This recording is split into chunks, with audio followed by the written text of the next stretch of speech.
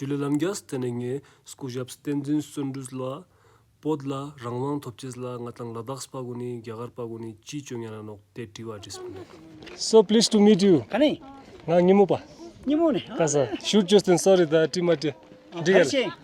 इनाजी vlogging आले ये Ladakhi vlogging करता हूँ मैं हाँ पर आपसे मैं बहुत क्या आप बहुत इम्प्रेसिव काम करते हो तिब्बत के लिए तो हाँ अभी हमारा देश आज़ाद नहीं है आपका देश आज़ाद है हमारा नहीं है तो हम तिब्बत की आज़ादी चाहते हैं हम किसी तरह से तिब्बत को आज़ाद करके रखें लेकिन एक बार आज़ाद हो गया तो यहाँ के लद्दाख लाहौल स्पीति किन्नौर और करगिल पूरे जगह में बहुत लाभदायक होगा क्योंकि ऐसे ही हमारा पुरानी रिश्ता था जी जी जी करगिल कश्मीर से लेकर करगिल से यहाँ से तिब्बत तक व्यापार का रिश्ता था शादियाँ होते थे वहाँ से सबसे अच्छा वुल भेड़ बकरी का वुल यहाँ आते थे और यहाँ से हैंडीक्राफ्ट की खास करके कश्मीरी हैंडीक्राफ्ट उसके चौक होते हैं हया होते हैं वो सबसे अच्छा चीज़ यहाँ से तिब्बत जाते थे जी और एक बहुत महत्वपूर्ण क्या था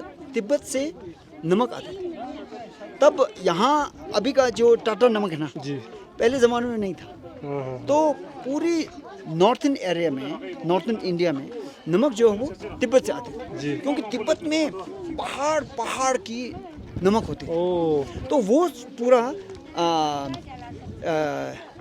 शीप भेड़ के ऊपर और लोड करके अच्छा करीब 2-3 महीना लोड करके कैरेवन करके हिमालय क्रॉस करके यहाँ आते थे तो यहाँ का नमक जो है तिब्बत से आते थे और यहाँ से गुड़ चीनी तिब्बत जाते थे तो ये ऐसा रिश्ता था कि मिठास और नमक का रिश्ता ऐसा हमारा रिश्ता था और यहाँ अभी बुद्ध धर्म जितना यहाँ प्रैक्टिस में हो रहे हैं वो लोसावा रिंचन संघो की देन है तो उन्होंने यहाँ लेकिन हमें ये भी देखना है खास करके संगर में देखने को मिलेगा यहाँ तिब्बत से बुद्ध धर्म आने से पहले स्वाट वैली से राजा कनिष्क के बाद कुषाण डायनेस्टी के वक्त में बहुत सारे बुद्धिस्ट प्रैक्टिस यहाँ आए थे जी तो वो आपको यहाँ देखने में मिलेगा जैसे पदुम में यावरिंगा का एक केव है गुफा है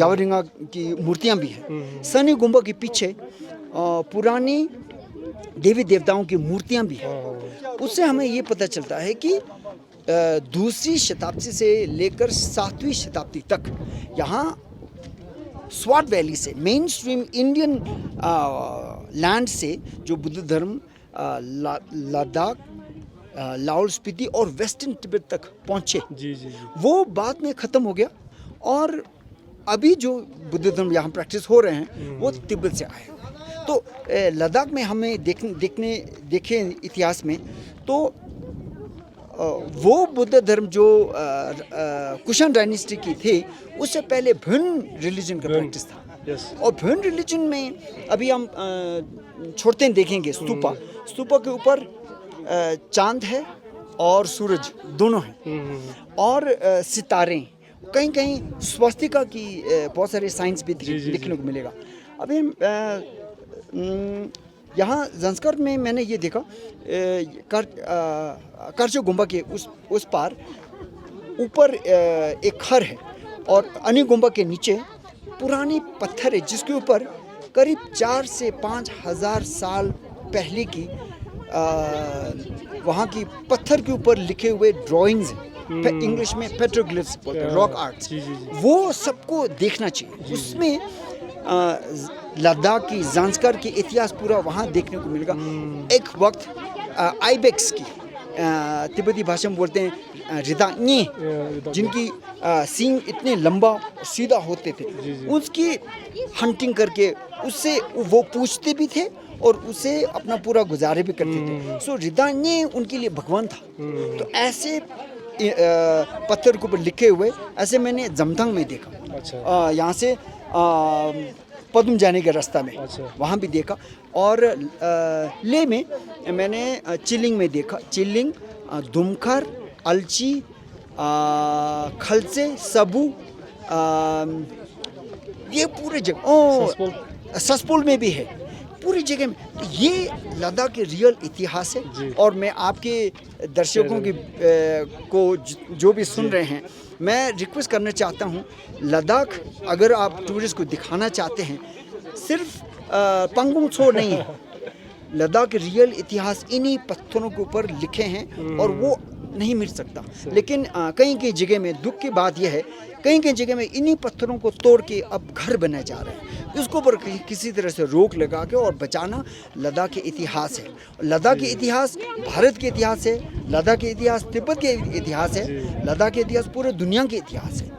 चलो थैंक यू सो मच। आपका लास्ट में मैं यही जानना चाहता हूँ आपसे, ये जो तिब्बत फ्रीडम का स्ट्रगल है उसमें हम लद्दाखी लोग और जितने भी इंडियंस हैं, तो फिर वो कैसे इसमें मदद कर सकते हैं ताकि तिब्बत जल्द से जल्द आ जाए? हाँ, तो उसमें दो चीज़ें हैं। एक तो politically Tibet wants to be free and independent country, and Tibet आज़ाद होने से भारत को बहुत ही फ़ायदा है, महत्वपूर्ण ही एक ऐसा एक रोल रहेगा। मैं हमेशा करता हूँ तिब्बत की आज़ादी, भारत की सुरक्षा। और जिस तरीके से भाईचारा का रिश्ता पहले था भारत और तिब्बत बीच में, वो चाइना ने ख़त्म कर दिया। अभी उसको हमें फिर से बढ़ाना है।